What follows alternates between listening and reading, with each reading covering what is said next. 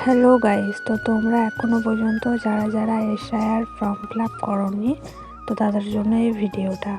তো প্রথমেই দেখে নাও, প্রথমে তোমার জন্ম তারিখটা লিখতে হবে এই ঘরটাতে। তো তারপর তোমার লিখতে হবে আধার নম্বর, আধার কার্ডে যেই নাম্বারটা সেই নাম্বারটা তোমাকে এই ঘরটাতে লিখে দিতে হবে।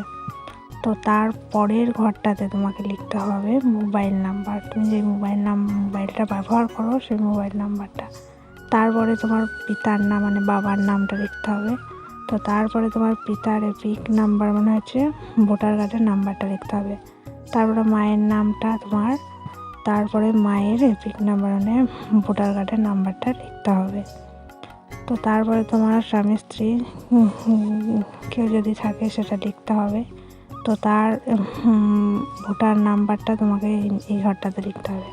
আর এটা হচ্ছে 2002 সালে যাদের লিস্টে নাম আছে তাদের এই ঘরটা ফিল আপ করতে হবে। আর যাদের 2002 সালের লিস্টে নাম নেই তাদের ওই পাশের ঘরটাতে ফিল আপ করতে হবে।